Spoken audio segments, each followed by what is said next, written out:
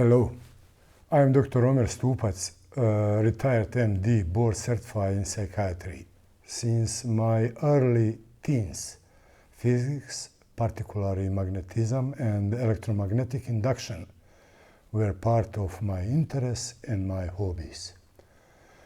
I am the holder of US patent 9712036, generating electricity from the earth. The invention is about how to gain access to use existing electrical energy produced by Earth's rotation in Earth's magnetic field. The object of the invention is to overcome the problems and limitations of prior art to fulfill a need for a reliable source of clean energy that can be easily implemented at a low cost.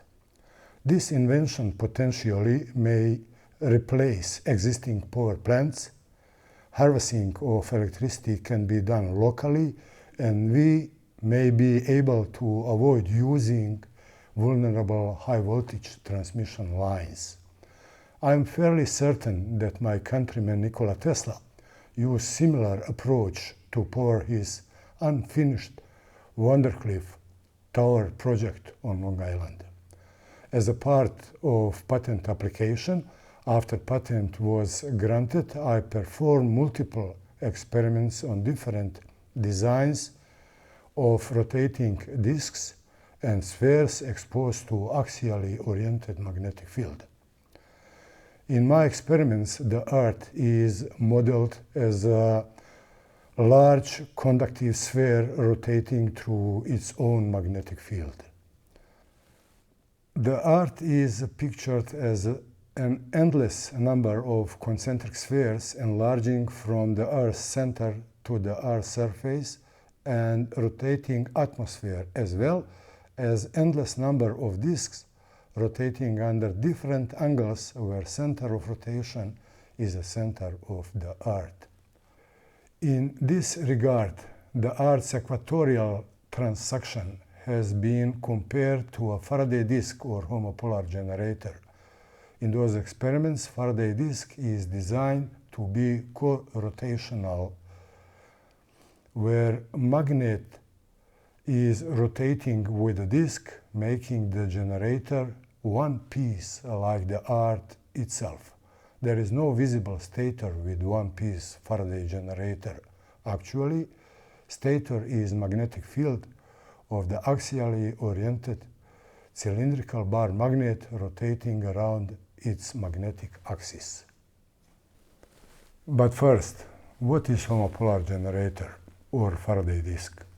It is low voltage, high current, huge resistance, overheating generator, rarely practical to use, but experiments on it can eventually help us to better understand electrodynamics of our planet.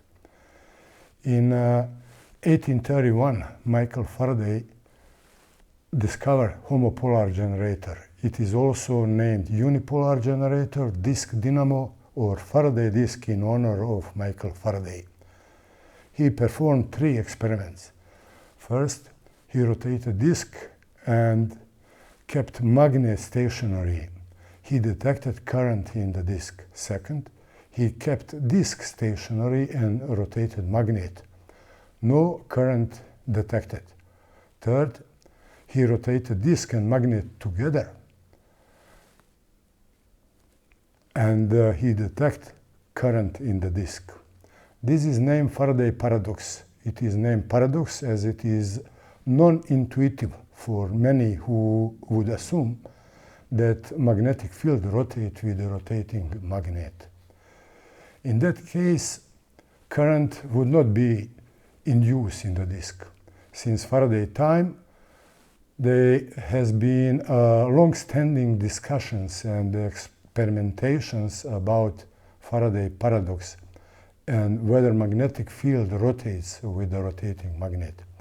Despite numerous debates and investigation, case of Faraday paradox remains unresolved. Now, I will present some of my magnets used in experiments on Faraday disk and magnetized spheres, as well as my findings and conclusions regarding Faraday paradox. I use strong ceramic ring magnets with a hole connected appropriately to make one long cylindrical bar magnet that is axially oriented. I obtain magnets from 6¼ inch multi-purpose welding magnet holder with a lift of 50 pounds.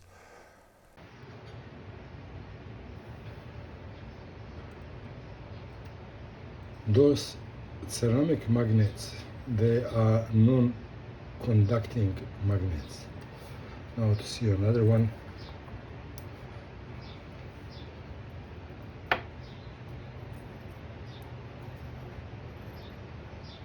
They cannot conduct electricity. Those magnets are not conducting magnets. This permanent magnet is three-dimensional object made from material that is magnetized. This magnet creates its own magnetic field, having south and north magnetic pole, as well as magnetic axis connecting those two poles.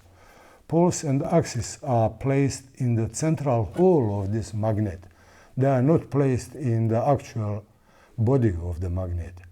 This magnet is different from other similarly shaped objects because it possesses invisible natural phenomena magnetic field.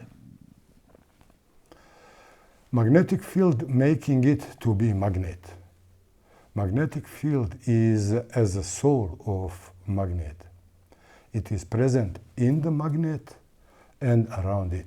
Like other natural phenomena, gravitation, light, electricity, radiation, etc., magnetic field cannot be observed as a three-dimensional object. Magnet is just holder of magnetic field that expand through body of magnet and far away out of magnetic body. Magnetic field can be illustrated by magnetic flux lines using iron dust. This is magnetic field of one magnetic pole. This is visualization of magnetic field of horizontally placed magnet. Now I will present few experiments on rotating magnets. In this experiment, I will show how magnetic field behaves when axially oriented magnet rotates around its middle lengthwise. This is its magnetic field visualized by using iron dust. Now I'll rotate it, and we can see that a magnetic field rotates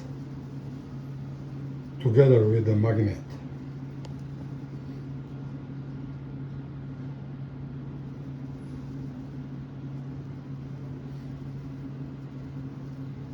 Interestingly, iron dust in spiral fashion is collecting toward the center of rotation and toward the circle that is made by rotating magnetic poles.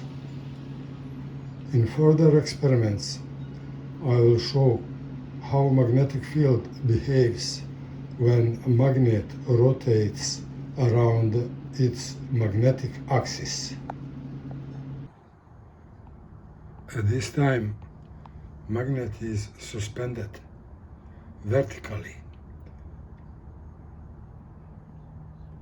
and this is its magnetic field.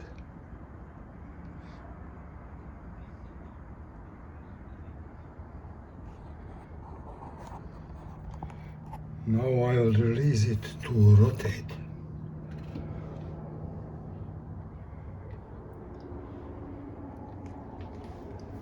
we can see when a magnet rotates around its magnetic axis, magnetic field remains stationary.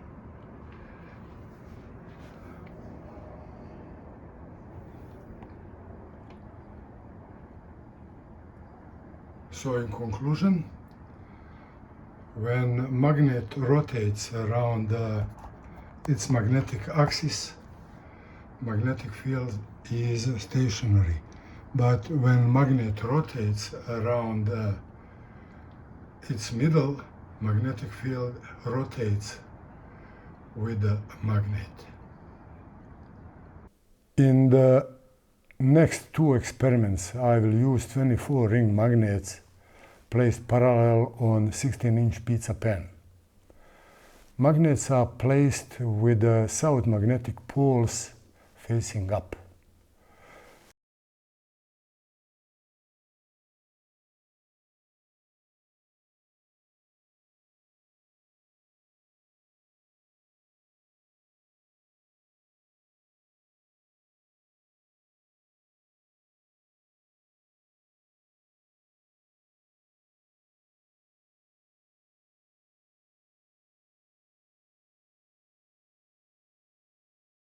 Second experiment is with covered magnets using other pizza pan.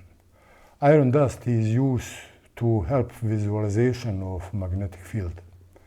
We can see that magnetic field is uniform, and when magnet rotates around its magnetic axis, magnetic field remains stationary. Also, it is visible that magnetic pole is a dot. Never mind how large magnet is.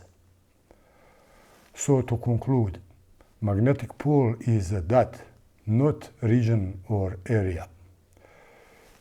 In this experiment, I will show magnetic field of magnetized ovaloid rotating around its magnetic axis. Ovaloid is filled with the axially oriented magnet and iron chips. This is visualization of magnetic field of south magnetic pole of this ovaloid. We can see when we rotate ovaloid, when we rotate magnet, magnetic field remains stationary.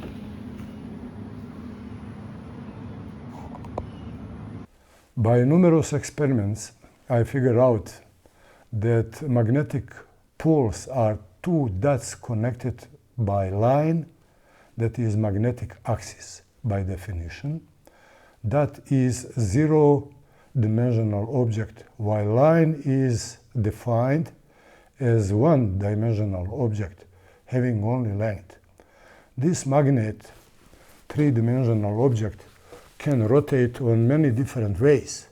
Suspended horizontally, can rotate around its middle lengthwise. In that case, magnetic field rotates with the magnet.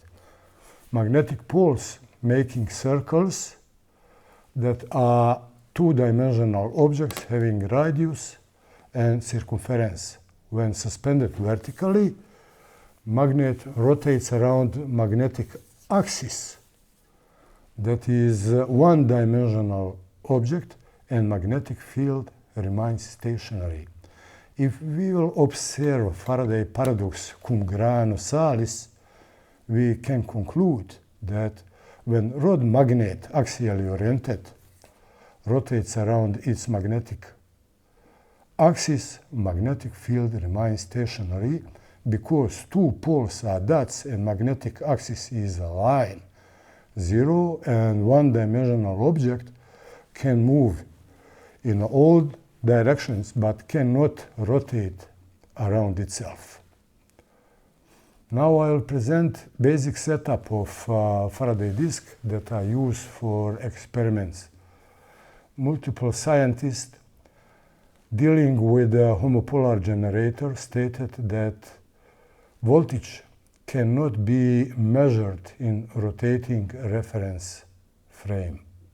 To investigate this statement, my experiments are designed to measure voltage with two voltmeters, one out of frame of rotation and the other in the frame of rotation, recorded by camera rotating together with the disk and voltmeter. Some of those experiments lasted for hours, and here I will present some significant parts.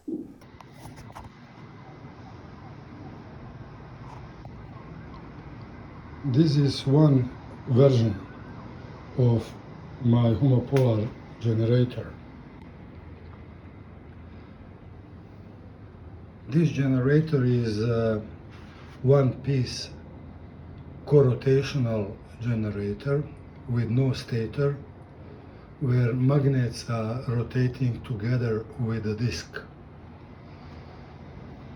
Frame is robust, built from 2x6 to prevent vibration and centrifugal force of rotating disk. Axle is 5/8 inch diameter steel threaded rod. It's built from two pieces. Lower piece is sharpened and rests on a steel plate.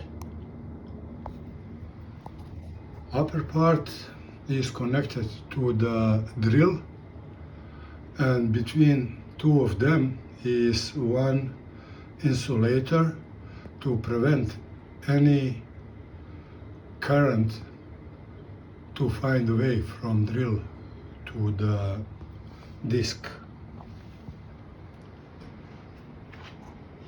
Two voltmeters are connected. Negative probe is connected to the center of the disk and positive to the rim of disk. This one is rotating together with the disk, and this iPhone is recording events on rotating voltmeter. This voltmeter is in the frame of rotation, and the other one is out of frame of rotation. Axle is supported by two bearings to rotate freely.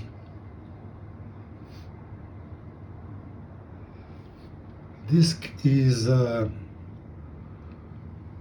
2 feet in diameter, iron, 31 pound weight,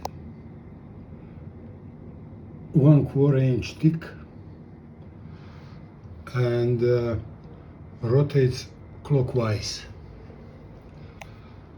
20 magnets is placed parallel on the disc, as well 20 magnets is placed under the disc, and they are covered with a pen.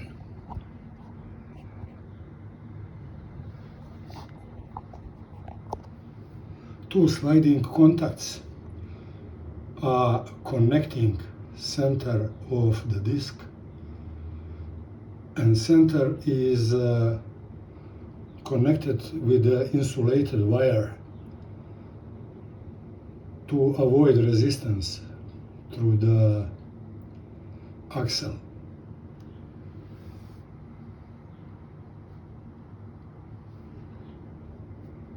Two sliding contacts are connected to the negative probe of the voltmeter, and 4 sliding contacts are connected to the positive probe of the voltmeter that is out of frame of rotation. This drill is a heavy-duty, slow-moving drill with the possibility to adjust speed.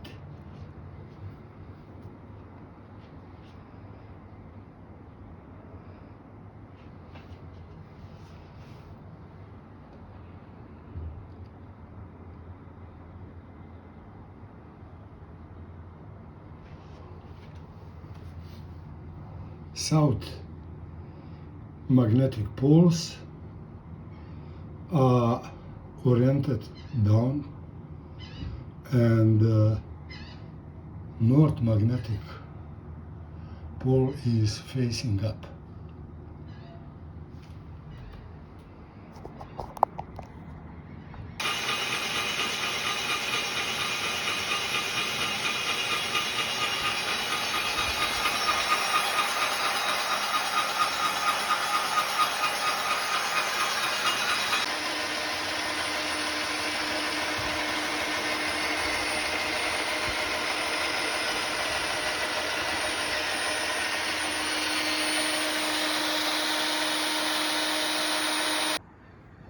This version of homopolar generator is similar as a prior one.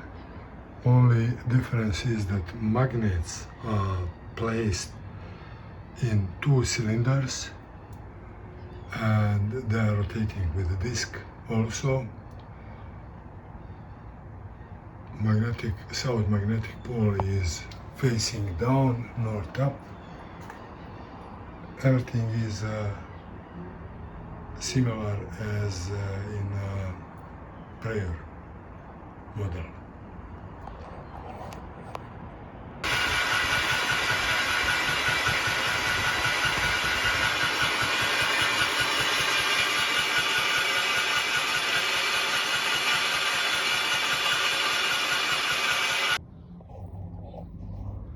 This experiment is designed to check if there is a measurable potential difference between an internal and external wall of rotating sphere. Inside spheres, one permanent cylindrical magnet with a hole is placed. Spheres are electrically insulated from the axis. There is 2 voltmeters that will be used. One is connecting internal and external wall of the sphere, where positive terminal is outside and negative terminal is inside. This iPhone will be used to see what's going on a rotating voltmeter. Other voltmeter is out of the frame of rotation, and it is connected to the external wall of the sphere, and other internal wall that is a negative terminal is connected with the sliding graphite contacts. So we'll see if there is any difference in potential between external and internal wall of the sphere when it rotating with the magnets inside fixed. It's a one-piece generator with no stator.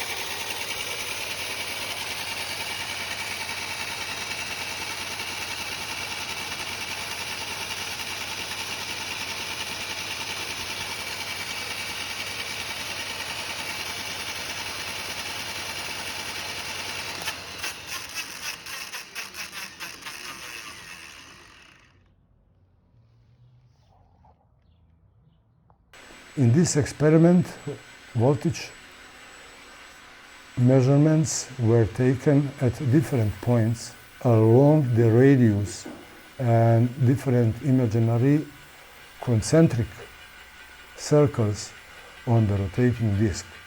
The measured potential difference increased as the distance between probes increased. A rotating Faraday disk behaves like multiple circular batteries connected in series, with one pole at the center and other pole at the rim of the disk. The disk loses its charge immediately when it stops rotating. Rotating disk is charging itself, but as a disk is a conductor, electrons seek to establish equilibrium on the disk and begin to flow in a direction opposite of the induced current. This is short circuit current, causing heating of the disk. This current can be detected by voltmeter rotating with a disk. As a disk is charging by rotation in magnetic field, it seems that all the time it is discharging current in opposite direction in pulsative fashion. This experiment shows that measurement of current is possible if voltmeter is in the frame of rotation. In this experiment, I will simulate electrodynamics on the rotating homopolar generator, where potential difference between center and rim of the disk is 6 volt. For experiment, I will use one 6 volt battery. Negative terminal is connected to the center of the disk and positive is to the rim of the disk, modeling the potential difference generated on the rotating disk by electromagnetic induction. One voltmeter is placed to rotate with the disk. Positive probe is connected to the rim of the disk and negative to the center. This setup is intended to mimic the case where the voltmeter and disk are rotating in the same frame of reference. This battery is a 6 volt battery. Now I will connect a rim of the disk to the positive probe.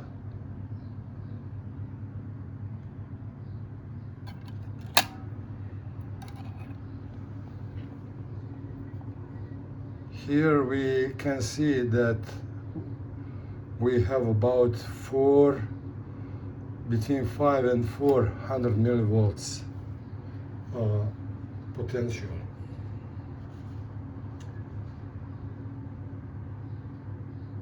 This reading of about 500 millivolt suggests a near short circuit. Under ideal condition with no any resistance, this disk with a magnet, once rotated, will behave as a homopolar generator and at the same time as one homopolar electromotor, and will rotate indefinitely.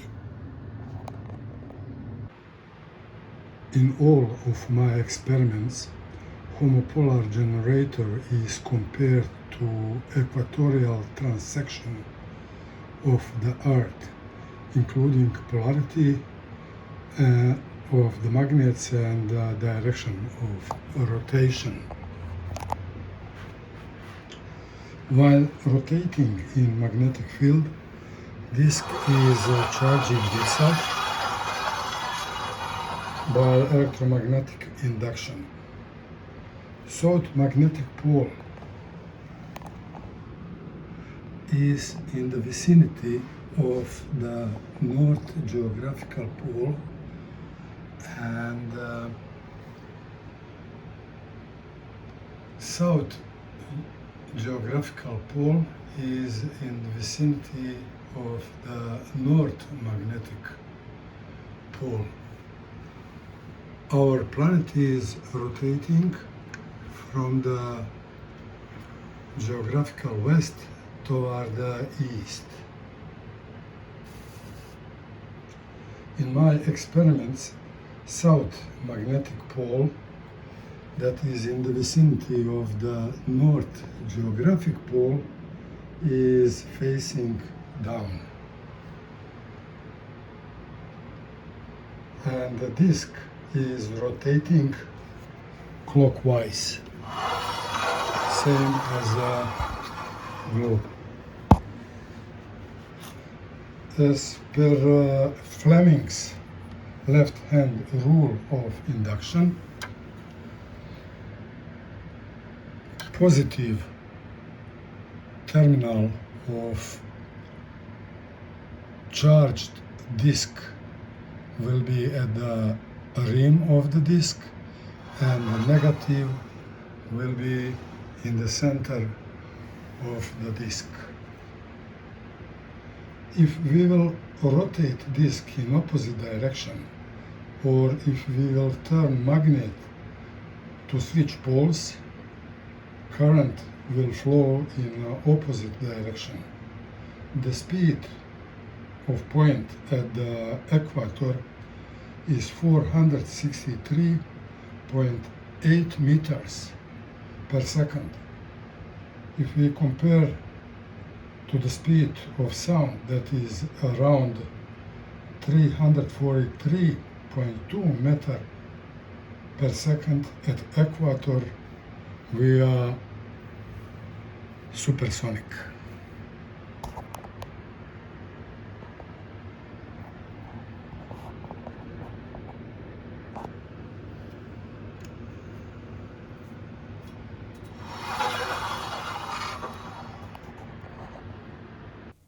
During patent application process, the concepts studied in the lab were applied in the field at two different drilled water wells, one 117 feet deep and the other 210 feet deep.